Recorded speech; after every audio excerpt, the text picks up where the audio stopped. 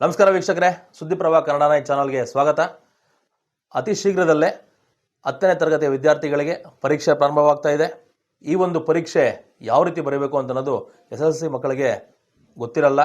ಈ ಒಂದು ವಿಷಯದ ಬಗ್ಗೆ ನಮ್ಮ ಕೊರಟಗೆರೆಯ ಮುಖ್ಯ ಶಿಕ್ಷಕರಾದಂತಹ DM ರಾಘವೇಂದ್ರ ಸರ್ ಅವರು ತಮಗೆಲ್ಲ ಇದರ ಬಗ್ಗೆ ಮಾಹಿತಿಯನ್ನು ಕೊಡ್ತಾರೆ. ಈ ಒಂದು ಮಾಹಿತಿಯನ್ನು ಪಡೆದು ಉತ್ತಮವಾದಂಥ ಒಂದು ಅಂಕವನ್ನು ಗಳಿಸಿ ಉತ್ತಮವಾದಂಥ ಕೋರ್ಸ್ಗಳಿಗೆ ಸೇರಿ ನಮ್ಮ ಒಂದು ಸುದ್ದಿವಾಹಿನಿಯ ಒಂದು ಆಶಯ ಆಗಿರುತ್ತೆ. ದಯಮಾಡಿ ಎಲ್ಲ SSLC ವಿದ್ಯಾರ್ಥಿಗಳು ಈ ಒಂದು ವಿಡಿಯೋವನ್ನು ವೀಕ್ಷಣೆ ಮಾಡಬೇಕಾಗಿ ಕೇಳ್ಕೊಳ್ತಾ ಇದ್ದೀವಿ. ಆತ್ಮೀಯ ವಿದ್ಯಾರ್ಥಿಗಳೇ, ಈಗಾಗಲೇ ನಿಮಗೆ ಗೊತ್ತು, ಈಗ ಪರೀಕ್ಷೆಗೆ ಸಿದ್ಧತೆಯನ್ನು ನೀವು ಮಾಡ್ಕೊಂಡಿದ್ದೀರಾ. ನಿಮ್ಮ ಶಾಲೆಗಳಲ್ಲಿ ಶಿಕ್ಷಕರು ಪಾಠವನ್ನು ಮುಗಿಸಿದ್ದಾರೆ. ಈಗ ಶೀಘ್ರದಲ್ಲೇ ನೀವು 10ನೇ ತರಗತಿ ಪರೀಕ್ಷೆಗೆ ಬರೆಯೋದಕ್ಕೆ ತಯಾರಿ ಮಾಡ್ಕೊಂಡಿದ್ದೀರಾ. ನಿಮಗೆಲ್ಲ ಒಂದು ಆತಂಕ ಇದೆ, ಪರೀಕ್ಷೆಯನ್ನು ನಾನು ಹೇಗಪ್ಪ ಬರೆಯೋದು, ಆ ಪ್ರಶ್ನೆ ಪತ್ರಿಕೆಗಳು ಹೇಗಪ್ಪ ಇರುತ್ತೆ, ಆ ಉತ್ತರ ಬರೀಬೇಕಾದ್ರೆ ನನಗೆ ಸಾಧ್ಯ ಆಗುತ್ತಾ, ಆ ಟೈಮ್ ಮ್ಯಾನೇಜ್ಮೆಂಟ್ ನಾನು ಮಾಡ್ತೀನಾ?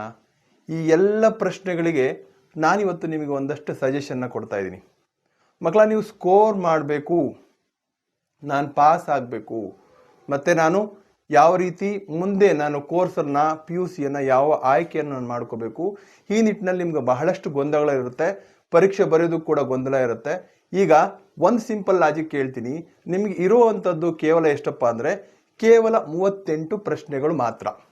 ಎಷ್ಟಿದೆ ಪರೀಕ್ಷೆಯಲ್ಲಿ ನಿಮಗೆ? ಕೇವಲ 38 ಪ್ರಶ್ನೆಗಳು. ನಾನು ಈಗ ಹೇಳ್ತಾ ಇರೋದು ಸಮಾಜ ವಿಜ್ಞಾನ, ವಿಜ್ಞಾನ ಮತ್ತು ಗಣಿತ, ಈ ವಿಚಾರದ ಬಗ್ಗೆ ಮಾತಾಡ್ತಾ ಇದ್ದೀನಿ. ನಿಮ್ಗೆ ಆಲ್ರೆಡಿ ನಿಮ್ಗೆ ಗೊತ್ತು, ನಿಮಗೆ ಮೊದಲ ಲ್ಯಾಂಗ್ವೇಜ್ ಕನ್ನಡದಲ್ಲಿ 125 ಅಂಕ ಇದೆ, ಹಿಂದಿ ಮತ್ತು ಇಂಗ್ಲೀಷ್ 100 ಅಂಕ ಇದೆ. ನಾನು ಆ ಲ್ಯಾಂಗ್ವೇಜಸ್ ಬಗ್ಗೆ ಮಾತಾಡ್ತಾ ಇಲ್ಲ. ಈಗ ನಾನು ಮೇಜರ್ ಕಾನ್ಸಂಟ್ರೇಟ್ ಮಾಡಿ ನಿಮ್ಗೆ ಹೇಳ್ತಾ ಇರೋದು ಮ್ಯಾಥ್ಸ್, ಸೈನ್ಸ್ ಮತ್ತು ಸೋಷಲ್.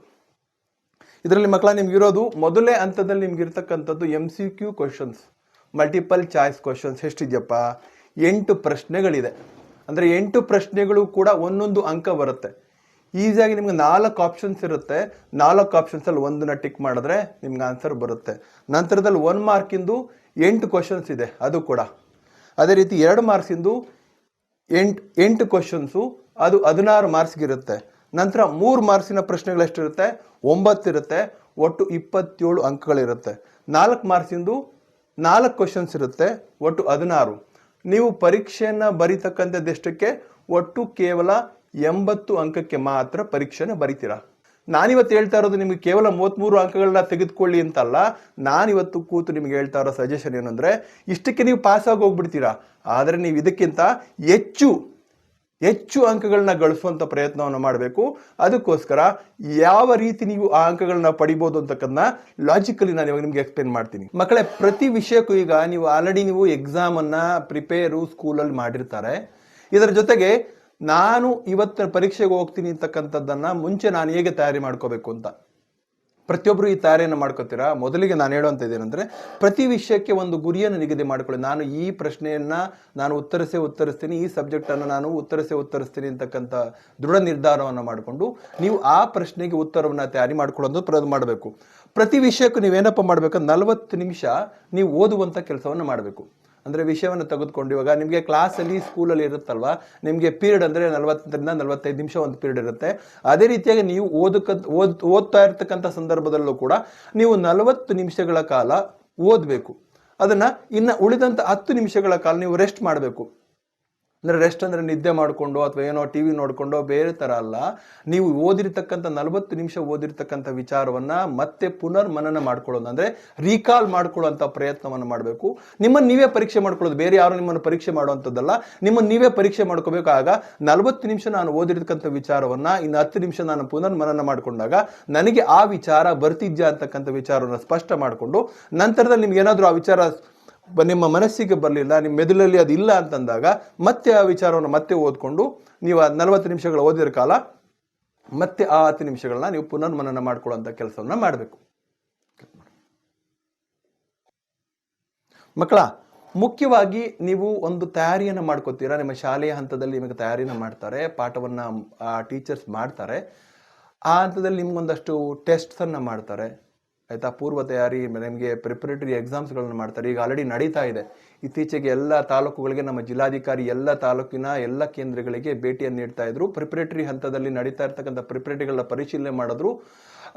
ಅದ್ರ ಜೊತೆಗೆ ನಿಮಗೆ ಸಲಹೆ ಸೂಚನೆಗಳ ಕಡೆ ಅವರು ಕೊಟ್ಟಿದ್ದಾರೆ, ಹೇಗೆ ನೀವಿರಬೇಕು ಹೇಗೆ ಅಂತ ನಿಮ್ಮ ಟೀಚರ್ಸ್ಗೂ ಮತ್ತು ನಿಮಗೆ ಎಲ್ಲರಿಗೂ ಸಲಹೆ ಕೊಟ್ಟಿದ್ದಾರೆ.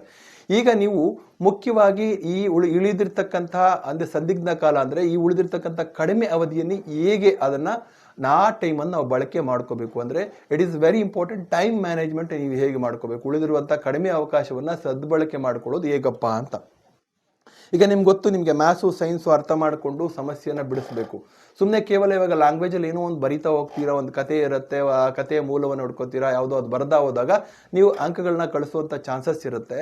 ಅದೇ ರೀತಿಯಾಗಿ ಇಲ್ಲಿ ಏನಪ್ಪ ಅಂದರೆ ಮ್ಯಾಥ್ಸಲ್ಲಾಗ್ಬೋದು ಸೈನ್ಸಲ್ಲಾಗ್ಬೋದು, ನೀವು ಪ್ರಶ್ನೆಯನ್ನು ಅರ್ಥ ಮಾಡಿಕೊಳ್ಳದೆ ಉತ್ತರವನ್ನು ಯಾವುದೋ ಒಂದು ಇದ್ದಾಗ ಯಾವುದೋ ಒಂದು ಪ್ರಾಬ್ಲಮ್ ಸಾಲ್ವ್ ಮಾಡಬೇಕು ಅಂತ ಬೇರೆ ಫಾರ್ಮುಲಾ ಹಾಕಿ ಅದು ಸಾಲ್ವ್ ಮಾಡೋದಾಗ್ಬೋದು, ಅಥವಾ ಯಾವುದೋ ಒಂದು ಬೇರೆ ಪ್ರಶ್ನೆಗೆ ನಿಮ್ಮ ಬೇರೆ ಉತ್ತರವನ್ನು ಬರೆದಾಗ ಸೈನ್ಸ್ ಮತ್ತು ಸೋಷಿಯಲ್ ಮತ್ತು ಮ್ಯಾಥ್ಸಲ್ಲಿ ಈ ರೀತಿ ನಿಮಗೆ ವರ್ಕೌಟ್ ಆಗಲ್ಲ. ಅದಕ್ಕೋಸ್ಕರ ನೀವು ಸರಿಯಾದ ಪ್ರಶ್ನೆಗೆ ಸರಿಯಾದ ಉತ್ತರವನ್ನು ಬರೆಯುವಂಥ ಯೋಜನೆಯನ್ನು ಮಾಡ್ಕೋಬೇಕು. ಅದೇ ರೀತಿಯಾಗಿ ನೀವು ಅದಕ್ಕೆ ಉತ್ತರವನ್ನು ಸರಿಯಾದ ರೀತಿಯಲ್ಲಿ ಬರೆಯುವಂಥ ಪ್ರಯತ್ನವನ್ನು ಮಾಡಿದಾಗ ನಿಮಗೆ ಪೂರ್ಣ ಅಂಕಗಳು ಆ ಪ್ರಶ್ನೆಗೆ ಸಿಕ್ಕತ್ತೆ. ಇಲ್ಲ ಅಂತಂದರೆ ನಿಮಗೆ ಗೊತ್ತಿರುತ್ತೆ, ವಿಚಾರ ಗೊತ್ತಿರುತ್ತೆ, ಒಂದು ಪ್ರಾಬ್ಲಮ್ ಸಾಲ್ವ್ ಮಾಡೋದು ಹೇಗೆ ಅಂತ ಗೊತ್ತಿರುತ್ತೆ. ಆದರೆ ಯಾವುದೋ ಒಂದು ಇದಕ್ಕೆ ನೀವು ಬೇರೆ ಯಾವುದೋ ಒಂದು ಇತಿಹಾಸದಲ್ಲಾಗ್ಬೋದು ಸೋಷಿಯಲ್ ಯಾವುದೋ ಒಂದು ಪ್ರಶ್ನೆ ಕೊಟ್ಟಿರ್ತಾರೆ, ನೀವು ಮೊಹಮ್ಮದ್ ಬಿನ್ ತೊಗೊಳಕ್ಕೆ ಕೇಳಿದ್ರೆ ಮತ್ತಿನ್ನೊಬ್ಬ ಯಾರೋ ಒಬ್ಬನ ಬರೆದಾಗ ನಿಮ್ಗೆ ಏನಾಗುತ್ತೆ, ಅಲ್ಲಿ ಅಂಕಗಳು ನಿಮ್ಗೆ ವಿಷಯ ಇರುತ್ತೆ ಅದರಲ್ಲಿ, ಆದರೆ ಆ ಪ್ರಶ್ನೆಗೆ ಸೂಕ್ತವಾದ ಉತ್ತರ ಅದಲ್ಲ.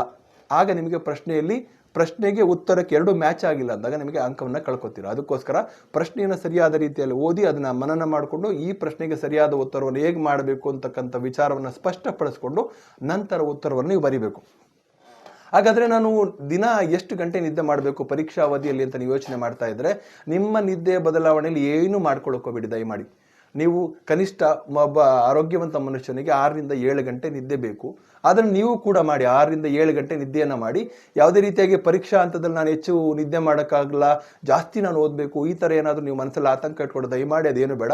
6 ರಿಂದ 7 ಗಂಟೆ ಈ ನಿತ್ಯ ಮಲಗ್ತಾ ಇದ್ರಿ, ಅದನ್ನು ರೆಗ್ಯುಲರ್ ನೀವು ಪರೀಕ್ಷಾ ಹಂತದಲ್ಲೂ ಕೂಡ, ನೀವು ಪರೀಕ್ಷಾ ದಿನಗಳು ಈಗ ಎಚ್ಚರಿಕೆ ದಿನಗಳಲ್ಲೂ ಕೂಡ ನೀವು ನಿದ್ದೆಯನ್ನು ಮಾಡಿ. ಯಾಕೆಂದರೆ ಒಂದು ಪರೀಕ್ಷೆಯಲ್ಲಿ ಮೊದಲನೇ ಹಂತದಲ್ಲಿ ಮೊದಲನೇ ಒಂದು ದಿನ ಏನಾದರೂ ನೀವು ಹೆಚ್ಚು ಓದುವಂಥ ಪ್ರಯತ್ನ ಪಟ್ಟು ನಂತರ ದಿನದಲ್ಲಿ ಮತ್ತೆ ಇನ್ನೊಂದು ದಿನ ಆ ಪರೀಕ್ಷೆ ಬರುವಂಥ ಹಂತದಲ್ಲಿ ಆ ಪರೀಕ್ಷೆಗೆ ನೀವು ಆರೋಗ್ಯದಲ್ಲಿ ವ್ಯತ್ಯಾಸ ಆಗುವಂಥ ಚಾನ್ಸಸ್ ಇರುತ್ತೆ. ಅದಕ್ಕೋಸ್ಕರ ಪರೀಕ್ಷಾ ಹಂತದಲ್ಲಿ ನಿಮಗೇನಿರುತ್ತೋ 6 ಸಬ್ಜೆಕ್ಟ್ ಬರೆಯೋ ಹಂತದಲ್ಲಿ ನೀವು ಯಾವತ್ತೂ ಕೂಡ ನಿದ್ದೆಯನ್ನು ಕಡಿಮೆ ಮಾಡೋಕೆ ಹೋಗಬೇಡಿ. ನಿದ್ದೆ ನೀವು ಯಥಾಸ್ಥಿತಿ ಏನಿತ್ತು ಅದೇ ರೀತಿಯಾಗಿ ನಿದ್ದೆಯನ್ನು ಮಾಡಿ. ಮತ್ತು ಇದ್ರ ಜೊತೆಗೆ ಯಾವುದೇ ರೀತಿಯಾದ ಟೆನ್ಷನನ್ನು ಪಟ್ಕೊಳ್ಳೋ ಅಂಥ ಆತಂಕ ಬೇಡ. ಯಾಕೆಂದರೆ ಆಲ್ರೆಡಿ ನಿಮಗೆ ಗೊತ್ತು, ವಿಷಯ ಗೊತ್ತು, ಏನು ಮಾಡಿರ್ತೀರಾ, ಹೇಗೆ ಬರೆದಿರ್ತೀರಾ, ಹೇಗೆ ನಿಮಗೆ ಅಂತ ಎಲ್ಲ ಗೊತ್ತಿರುತ್ತೆ. ಯಾಕೆಂದರೆ ಟೀಚರ್ಸ್ ಆಲ್ರೆಡಿ ನಿಮಗೆಲ್ಲ ಮಾಡಿದ್ದಾರೆ, ಹೌದಲ್ವಾ. ನಿಮಗೆ ಪ್ರಶ್ನೆಗಳೇನು, ಉತ್ತರಗಳೇನು ಬರೀಬೇಕು ಎಲ್ಲವೂ ಕೂಡ ನಿಮಗೆ ಸಂಪೂರ್ಣವಾಗಿ ತಿಳಿಸಿರ್ತಾರೆ. ಆದರೂ ಕೂಡ ನೀವು ಭಯ, ಆತಂಕ ಅದೆಲ್ಲ ಪಟ್ಕೊಂಡಾಗ ನಿಮಗೆ ಒಂದು ರೀತಿಯ ತೊಂದರೆಗಳಾಗಂಥ ಸ್ಥಿತಿ ಇರುತ್ತೆ. ಅದಕ್ಕೋಸ್ಕರ ನಿಮ್ಮ ಮಕ್ಕಳ ನೀವೇನು ಮಾಡಬೇಕು ಅಂದರೆ ಪೂರ್ಣ ಪ್ರಮಾಣದಲ್ಲಿ ನಿಮಗೆ ಆರೋಗ್ಯದಲ್ಲಿ ವ್ಯತ್ಯಾಸಗಳಾಗದ ರೀತಿ, ಅದೇ ರೀತಿಯ ಊಟವನ್ನು ಮಾಡೋದು ಕೂಡ ಸರಿಯಾದ ಊಟವನ್ನು ನೀವು ಮಾಡುವಂಥ ಪ್ರಯತ್ನವನ್ನು ಮಾಡಬೇಕು. ಯಾವುದೇ ಇವಾಗ ಜಂಕ್ ಫುಡ್ಡನ್ನು ತಿನ್ನುವಂಥದ್ದು, ಆಯಿಲಿ ಫುಡ್ಡನ್ನು ತಿನ್ನುವಂಥದ್ದು ಇದನ್ನು ಕೂಡ ಮಾಡಬಾರ್ದು.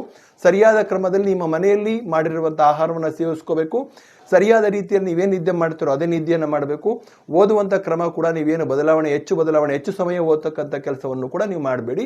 ಆಲ್ರೆಡಿ ನೀವು ಓದಿರ್ತೀರಾ, ಅದನ್ನು ಸರಿಯಾದ ರೀತಿಯಲ್ಲಿ ಟೈಮ್ ಮ್ಯಾನೇಜ್ಮೆಂಟ್ ಮಾಡಿ ಈಗ ಎಷ್ಟನ್ನು ಓದಬೇಕು ಅಂತಕ್ಕಂಥದ್ದನ್ನು ಸರಿಯಾದ ರೀತಿ ಮಾಡಿದ್ರೆ ಸಾಕು.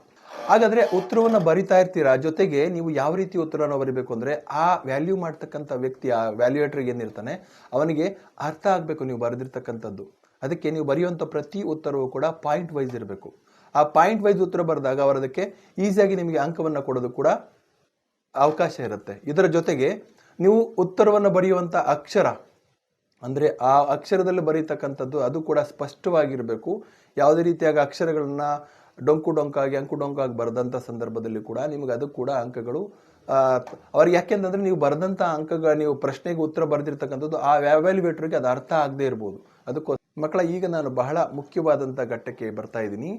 ನಿಮಗೆ ಪ್ರಶ್ನೆ ಪತ್ರಿಕೆಯನ್ನು ಎಕ್ಸಾಮಲ್ಲಿ ಕೊಡ್ತಾರೆ ಅಂತ ಅಂದ್ಕೊಳ್ಳಿ. ಮೊದಲಿಗೆ ನೀವು ಮಾಡುವಂಥ ಕೆಲಸ ಏನಪ್ಪ ಅಂತಂದರೆ, ಮೊದಲಿಗೆ ನಿಮಗೆ ಆ ಪ್ರಶ್ನೆ ಪತ್ರಿಕೆಯನ್ನು ಓದಲಿಕ್ಕೋಸ್ಕರ ನೀವು 15 ನಿಮಿಷವನ್ನು ಮೀಸಲಾಗಿಡಬೇಕು. ನಿಮ್ಗೆ ಗೊತ್ತಿರಬೇಕು ವಾಸ್ತವದಲ್ಲಿ ನನಗೆ ಯಾವ ಪ್ರಶ್ನೆ ಸರಿಯಾಗಿ ಉತ್ತರ ಬರೀಲಿಕ್ಕೆ ಬರ್ತದೆ, ಯಾವುದು ಬರೀಲಿಕ್ಕೆ ಬರಲ್ಲ, ಯಾವುದು ಕ್ಲಿಷ್ಟಕರವಾಗಿದೆ ಅಂತಕ್ಕಂಥ. ಅದಕ್ಕೋಸ್ಕರ ನಿಮ್ಮ ಪ್ರಶ್ನೆ ಪತ್ರಿಕೆಯನ್ನು ಒಂದು ಸಾರಿ ಸಂಪೂರ್ಣ ಪ್ರಶ್ನೆ ಪತ್ರಿಕೆಗೆ ತಿರುವಾಕಿ ಗಮನಿಸೋದಕ್ಕೆ ಇದಕ್ಕೆ ನೀವು ಇಂಪಾರ್ಟೆನ್ಸ್ ಕೊಡಬೇಕು. 15 ನಿಮಿಷಗಳ ಕಾಲ ಪ್ರಶ್ನೆ ಪತ್ರಿಕೆಯನ್ನು ಓದೋದಕ್ಕೆ ಮೀಸಲಿಡಿ. 10 ರಿಂದ 15 ನಿಮಿಷ ನೀವೆಲ್ಲ ಪ್ರಶ್ನೆಗಳಿಗೆಲ್ಲ ಉತ್ತರವನ್ನು ಬರೆದಾಯಿತು ಆಯಿತಾ. ಮೊದಲು ನಾನು ಹೇಳಿದೆ 15 ನಿಮಿಷಗಳ ಕಾಲ ನಿಮಗೇನು ಮಾಡಬೇಕು ಅಂದರೆ ಪ್ರಶ್ನೆ ಪತ್ರಿಕೆಯನ್ನು ಓದ್ಕೋಬೇಕು ಅಂತಂದೆ. ನಂತರ ಎಲ್ಲ ಪ್ರಶ್ನೆಗಳಿಗೆ ನೀವು ಉತ್ತರವನ್ನು ಬರೆದಿದ್ದೀರಾ ಅಂತ ನಿಮ್ಗೆ ಅನಿಸುತ್ತೆ ಮನಸ್ಸಿಗೆ. ಆದರೂ ಕೂಡ ನೀವು 10 ರಿಂದ 15 ನಿಮಿಷ, ಕೊನೆಯ 10 ರಿಂದ 15 ನಿಮಿಷವನ್ನು ಎಲ್ಲ ಪ್ರಶ್ನೆಗಳಿಗೆ ನಾನು ಉತ್ತರವನ್ನು ನೀಡಿದ್ದೇನಾ ಅಂತಕ್ಕಂಥ ಗಮನಿಸಬೇಕು. ಜೊತೆಗೆ ಇದರ ಜೊತೆಗೆ ಸರಿಯಾಗಿ ನಾನು ಅವಾಗಲೇ ಹೇಳಿದೆ, ಬಹಳ ಇಂಪಾರ್ಟೆಂಟ್, ನೀವು ಅಲ್ಲಿ ಕ್ವಶನ್ ನಂಬರನ್ನು ಮೆನ್ಷನ್ ಮಾಡುವಂಥದ್ದು, ಅದನ್ನು ನಾನು ಮಾಡಿದ್ದೀನ ಅಂತ ಗಮನಿಸಬೇಕು. ಕಷ್ಟವಾದ ಪ್ರಶ್ನೆಗಳಿಗೆ ಏನಾದ್ರು ನೀವು ಆರಂಭ ಮಾಡಿಕೊಂಡ್ರಿ ಅಂತಂದಾಗ ಅದರ ಟೆನ್ಷನ್ನಿಂದ, ಸ್ಟ್ರೆಸ್ಸಿಂದ ನೀವೇನಾದರೂ ಅದನ್ನು ಬರೀಲಿಕ್ಕೆ, ಮುಂದಿನ ಪ್ರಶ್ನೆಗಳು ಕೂಡ ಬರಲಿಕ್ಕೆ ನಿಮ್ಗೆ ಕಷ್ಟ ಆಗ್ಬೋದು. ಅದಕ್ಕೋಸ್ಕರ ಯಾವುದೇ ಕಾರಣಕ್ಕೂ ನಿಮಗೆ ಕಷ್ಟ ಆಗಿರೋ ಪ್ರಶ್ನೆಯಿಂದ ಉತ್ತರವನ್ನು ಪ್ರಾರಂಭಿಸೋಕೆ ಹೋಗಬೇಡಿ. ಅದಕ್ಕೋಸ್ಕರ ಈಸಿ ಯಾವುದಿರುತ್ತೋ ಅದರಿಂದ ಪ್ರಾರಂಭಿಸಿ.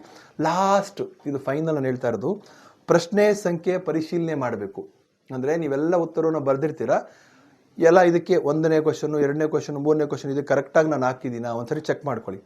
ನಾನು ಹೇಳಿದೆ ಟೈಮ್ ಮ್ಯಾನೇಜ್ಮೆಂಟ್ 15 ನಿಮಿಷವನ್ನು ಪ್ರಶ್ನೆ ಪತ್ರಿಕೆಗೆ ಓದೋದಕ್ಕೆ, ಲಾಸ್ಟ್ ಕೊನೆಯ 15 ನಿಮಿಷವನ್ನು ನೀವೆಲ್ಲ ಪರಿಶೀಲನೆ ಮಾಡ್ಕೊಳ್ಳೋದಕ್ಕೆ. ಈ ಕೆಲಸವನ್ನು ನೀವು ಮಾಡಿದ್ರೆ ಪರೀಕ್ಷೆಯಲ್ಲಿ ಯಾವುದೇ ಆತಂಕ ಬೇಡ. SLC ಒಂದು ದೊಡ್ಡ ಭೂತವ, ನನಗಿದಾಗತ್ತಾ, ಕಷ್ಟ ಆಗುತ್ತಾ, ಏನೂ ಇಲ್ಲ. ನಾನು ಹೇಳಿದ್ನಲ್ವ, ನಿಮಗೆ ಕೊಟ್ಟಿರ್ತಕ್ಕಂಥ 38 ಪ್ರಶ್ನೆಗಳಿಗೆ ಉತ್ತರಿಸೋದು ಕಷ್ಟ ಅಲ್ಲ. ಇಡೀ ನಿಮಗೆ ಮೊದಲಿಂದ ಎಷ್ಟು test ಬರೆದಿರ್ತೀರಾ, FA1, FA2, FA3, FA4 ಎಲ್ಲ ಬರೆದಿರ್ತೀರಾ. ಇದೆಲ್ಲವೂ ಕೂಡ ನಿಮ್ಗಿರ್ತಕ್ಕಂಥ ಟೋಟಲ್ ಆಗಿ ನಿಮ್ಗಿರ್ತಕ್ಕಂಥ ಸಂಖ್ಯೆಯಲ್ಲಿ ಕೂಡ, ಪ್ರಶ್ನೆ ಸಂಖ್ಯೆಯಲ್ಲೂ ಕೂಡ ಕಡಿಮೆ ಇದೆ. ಉತ್ತರವನ್ನು ನೀವು ಬರೆಯೋದು ಕೂಡ ಈಸಿಯಾಗಿ ಬರಿಬೋದು. ಎಲ್ಲ ಪ್ರಿಪೇರ್ ಮಾಡಿರ್ತಾರೆ, ಎಷ್ಟೊಂದು ಟೆಸ್ಟ್ ಮಾಡಿರ್ತಾರೆ. ಮುಖ್ಯವಾಗಿ ಅದೇ ಹೇಳ್ದೆ ನಿಮಗೆ, ಇದೆಲ್ಲರ ಜೊತೆಗೆ ಒಂದಷ್ಟು ಕ್ವಶನ್ ಪೇಪರ್ನ ನೀವು ರೀಕಾಲ್ ಮಾಡ್ಕೊಳ್ಳಿ. ಒಂದು 5 ರಿಂದ 10 ವರ್ಷದ ಯಾವುದೋ ಕ್ವಶನ್, 5 ವರ್ಷದಾದರೂ ಮಿನಿಮಮ್ ನೀವು ಮಾಡಬೇಕು. ಸಬ್ಜೆಕ್ಟ್ ವೈಸ್ ಮಾಡಿದಾಗ ಪ್ರಶ್ನೆ ಪತ್ರಿಕೆ ಹೇಗಿರುತ್ತೆ, ಪ್ರಶ್ನೆಗಳು ಪರೀಕ್ಷೆಯಲ್ಲಿ ಹೇಗೆ ಕೇಳ್ತಾರೆ ಅಂತಕೊಂಡು ಕೂಡ ನಿಮಗೆ ಅರ್ಥ ಆಗುತ್ತೆ. ಅದಕ್ಕೋಸ್ಕರ ಮಕ್ಕಳ, ಯಾವುದೇ ರೀತಿಯಾದ ಆತಂಕ ಬೇಡ, ಭಯ ಬೇಡ, ನನಗೆ ಬರಲ್ಲ ಅಂತಕ್ಕಂಥದ್ದು ಬೇಡ. ನೀವು ಪಾಸ್ ಆಗೋಕ್ಕಂತೂ ಕಷ್ಟನೇ ಇಲ್ಲ, ಯಾರು ಫೇಲ್ ಆಗೋಕ್ಕೆ ಚಾನ್ಸೇ ಇಲ್ಲ, ಹೌದಾ. ಯಾವುದೇ ರೀತಿಯಾಗಿ ನೀವು ಫೇಲ್ ಅಂತ ಆ ಪದನೇ ಬಳಕೆ ಇಲ್ಲ, ಅದು ಆಗೋದಕ್ಕೂ ಸಾಧ್ಯ ಇಲ್ಲ. ಆದರೆ ಸ್ಕೋರಿಂಗ್ ಮಾಡಬೇಕು ಅಂತಂದಾಗ ನಿಮ್ಮ ಎಫರ್ಟ್ ಇರಬೇಕು. ನೀವು ಎಫರ್ಟ್ ಜೊತೆಗೆ ನೀವು ಟೈಮ್ ಮ್ಯಾನೇಜನ್ನು ಬಹಳ ಮುಖ್ಯವಾಗಿ ಮಾಡಬೇಕು. ಟೈಮ್ ಮ್ಯಾನೇಜ್ಮೆಂಟ್ ಮಾಡಲಿಲ್ಲ ಅಂತಂದಾಗ ನಿಮಗೆ ಕೊಟ್ಟಿರೋ ಅವಧಿ, ಏನು ಪ್ರಶ್ನೆ ಪತ್ರಿಕೆ ಉತ್ತರಿಸೋದು ಕೊಟ್ಟಿರೋ ಅವಧಿಯಲ್ಲಿ ನೀವು ಟೈಮ್ ವೇಸ್ಟ್ ಮಾಡಿದ್ರೆ ಕಷ್ಟ ಆಗುತ್ತೆ. ಈಗ ಆಲ್ರೆಡಿ ನಿಮ್ಗೆ ಗೊತ್ತು, ಒಂದಷ್ಟು ಪರೀಕ್ಷೆಗಳನ್ನು ಬರೆದಿದ್ದೀರಾ, ಪ್ರಿಪ್ರೇಟರಿ ಬರೆದಿರೋ, ಎಲ್ಲ ಟೈಮ್ ಮ್ಯಾನೇಜ್ಮೆಂಟ್ ಮಾಡ್ಕೊಂಡಿರ್ತೀರಾ. ಆದರೆ ಟೈಮ್ ಮ್ಯಾನೇಜ್ಮೆಂಟ್ ಎಷ್ಟು ಅವಧಿಯನ್ನು ಮೀಸಲಿಡಬೇಕು ಅಂತಕ್ಕಂಥ ಜವಾಬ್ದಾರಿಯುತವಾಗಿ ಮಾಡಿ. ಯಾವುದೇ ಆತಂಕ ಪಡಬೇಡಿ. ನಿಮಗೇನಾದರೂ ಇನ್ನು ನನಗೆ ಪರೀಕ್ಷೆಯಲ್ಲಿ ಗೊಂದಲ ಆಗ್ತಾ ಇದೆ, ನನಗೆ ಆತಂಕ ಆಗ್ತಿದೆ, ನಾನು ಪರೀಕ್ಷೆ ಬರೋದಕ್ಕೆ ಭಯ ಆಗ್ತಿದೆ, ಈ ಥರ ಏನಾದರೂ ನಿಮ್ಮ ಮನಸ್ಸಿನಲ್ಲಿ ಗೊಂದಲ ಇದ್ದರೆ, ಸಬ್ಜೆಕ್ಟ್ ವೈಸ್ ನಿಮ್ಗೆ ಏನಾದರೂ ಕಷ್ಟ, ಅದರಲ್ಲೂ ಎಸ್ಪೆಷಲಿ ನಿಮಗೆ ಮ್ಯಾಥ್ಸು, ಸೈನ್ಸು, ಸೋಷಿಯಲ್ ಏನಾದರೂ ಕಷ್ಟ ಆಗ್ತಿದೆ, ಈ ಪ್ರಶ್ನೆಗಳಿಗೆ ಉತ್ತರಿಸೋದು ಹೇಗೆ, ಇದನ್ನು ಪುನರ್ಮನನ ಮಾಡ್ಕೊಳ್ಳೋದು ಹೇಗೆ, ನನಗೆ ಇದೆಲ್ಲ ತೊಂದರೆ ಅಂತ ಅನಿಸ್ತಾ ಇದ್ದಾರೆ, ನಿಮ್ಗೆ ಯಾವುದಾದ್ರು ಸಜೆಷನ್ ಬೇಕು ಅಂತಂದರೆ, ನೀವು ಪರೀಕ್ಷೆಯನ್ನು ಎದುರಿಸುವಂಥದ್ದು ಹೇಗೆ ಎದುರಿಸಬೇಕು ಅಂತಕ್ಕಂಥ ಏನಾದರೂ ಗೊಂದಲ ಇದ್ದರೆ ನನಗೆ ನೀವು ಕಾಲ್ ಮಾಡಿ ಕೂಡ ಕೇಳ್ಬೋದು. ನನ್ನ ನಂಬರು 9739617019. ಮತ್ತಿನ್ನೊಂದು ಸರಿ ಹೇಳ್ತೀನಿ ಮಕ್ಕಳ, 9739617019. ನನ್ನ ಹೆಸರು ರಾಘವೇಂದ್ರ ಅಂತ. ನೀವು ಒಂದು ಸಂಜೆ ಯಾವಾಗಾದರೂ 6 ಗಂಟೆಯಿಂದ ಯಾವಾಗ ಬೇಕಾದರೂ ನೀವು ನನಗೆ ಕಾಲ್ ಮಾಡ್ಬೋದು. ಆ ಕಾಲ್ ಮಾಡಿ ನಿಮ್ಗೇನು ಗೊಂದಲ ಇದೆ ಅದನ್ನು ಸಬ್ಜೆಕ್ಟ್ ವೈಸ್ ನಿಮ್ಗೆ ಆಲ್ರೆಡಿ ನಿಮ್ಮ ಸಬ್ಜೆಕ್ಟ್ ಎಲ್ಲ ಗೊತ್ತು. ಪರೀಕ್ಷೆಗೆ ನಾನು ಹೋಗೋದಕ್ಕೆ ಗೊಂದಲ ಅನ್ನಿಸ್ತಾ ಇದೆ, ನಂಗೆ ಕಷ್ಟ ಅನ್ನಿಸ್ತದೆ, ಈ ಪ್ರಶ್ನೆಗೆ ನಾನು ಉತ್ತರ ಎಷ್ಟು ಸಾರಿ ಓದಿದ್ರು ನನಗೆ ಬರ್ತಾ ಇಲ್ಲ, ಈ ಥರ ಏನಾದ್ರು ನಿಮ್ಗೆ ಗೊಂದಲ ಆಗ್ತಾ ಇದೆ ಅದು ಅಂತಂದಾಗ ನಾನು ನಿಮ್ಗೆ ಹೇಳ್ಕೊಡ್ತೀನಿ ಟ್ರಿಕ್ಕನ್ನು, ಹೇಗೆ ನೀವು ಇದನ್ನು ಹೇಗೆ ಜ್ಞಾಪಕ ಇಟ್ಕೋಬೋದು ಮತ್ತು ಏನು ಮಾಡ್ಬೋದು ಅಂತ. ಈ ರೀತಿಯಾಗಿ ನೀವು ಯಾವುದೇ ಆತಂಕ ಇಲ್ಲದೆ, ಗೊಂದಲ ಇಲ್ಲದೆ, ಏನು ಮನಸ್ಸಿಗೆ ಆತಂಕ ಪಟ್ಕೊಳ್ದೆ ಆರಾಮಾಗಿ ಹೋಗಿ ಪರೀಕ್ಷೆಗೆ, ಆರಾಮಾಗಿ ನೀವು ಸಾಧನೆಯನ್ನು ಮಾಡ್ಬೋದು. ಈ ಜೀವನದಲ್ಲಿ ಎಷ್ಟೊಂದು ಪರೀಕ್ಷೆಗಳನ್ನ ಬರೆದಿದ್ದೀರಾ. ನೀವು LKG UKGಯಿಂದ ಕೂಡ ಪರೀಕ್ಷೆಯನ್ನು ಬರಿತಾ ನಿರಂತರವಾಗಿ ಬಂದಿದ್ದೀರಾ. ಇಲ್ಲಿ ಇವಾಗ ಬರ್ತಾರೆ ಇನ್ನೊಂದು ಪರೀಕ್ಷೆ ಅಷ್ಟೇ ನಿಮಗೆ. ಈ ಹಂತದಲ್ಲಿ ಮುಂದೆ ನೀವು ವಿದ್ಯಾಭ್ಯಾಸವನ್ನು ಮಾಡ್ಕೊಂಡು ಹೋದರೆ ಮುಂದೂ ಕೂಡ ಪರೀಕ್ಷೆ ನಿರಂತರವಾಗಿ ಬರಿತಾನೆ ಹೋಗ್ತಿರ್ತೀರ. ಆದರೆ ಇದೇ ಒಂದು ದೊಡ್ಡ ಪರೀಕ್ಷೆ ಅಂತಕ್ಕಂಥ ಆತಂಕ ಬೇಡ. ಆರಾಮಾಗಿರಿ, ಕೂಲಾಗಿರಿ, ಚೆನ್ನಾಗಿ ನಿದ್ದೆ ಮಾಡಿ. ಸಾತ್ವಿಕ ಆಹಾರ ಅಂದರೆ ಯಾವುದೇ ಒಂದು ಜಂಕ್ ಫುಡ್ನ ಬಿಟ್ಟು ಬೇರೆ ಆಹಾರ, ನಿಮ್ಮ ಮನೇಲಿ ಮಾಡಿರ್ತಕ್ಕಂಥ ಆಹಾರವನ್ನು ಚೆನ್ನಾಗಿ ತಿನ್ನಿ, ಚೆನ್ನಾಗಿ ನಿದ್ದೆ ಮಾಡಿ, ಚೆನ್ನಾಗಿ ಯಾವುದೇ ಯೋಚನೆ ಮಾಡದೆ ಪರೀಕ್ಷೆ ಬರಿಬೇಕು ಅಂತ ಅಷ್ಟೇ ದೃಷ್ಟಿಯನ್ನು ಇಟ್ಕೊಂಡು ನೀವು ಪರೀಕ್ಷೆಗೆ ಸಿದ್ಧರಾಗಿ ಆ ವಿಷಯದ ಬಗ್ಗೆ ಮಾತ್ರ ಅದನ್ನು ನಾನು ಹೇಳಿದ್ನಲ್ವ, ಕೇವಲ ಓದೋದಲ್ಲ, ಅದನ್ನು ಪುನರ್ಮನನ ಮಾಡ್ಕೊಳ್ಳೋದು. 40 ನಿಮಿಷ ಓದಿದ ತಕ್ಷಣ 10 ನಿಮಿಷ ರೆಸ್ಟ್ ಮಾಡಿ, ಮತ್ತೆ 10 ನಿಮಿಷ ರೆಸ್ಟ್ ಆಗಿದ್ಮೇಲೆ ನಂತರ 40 ನಿಮಿಷ ಮತ್ತೆ ಓದಿ. ಯಾವುದೇ ಆತಂಕ ಬೇಡ. All the best for your exams.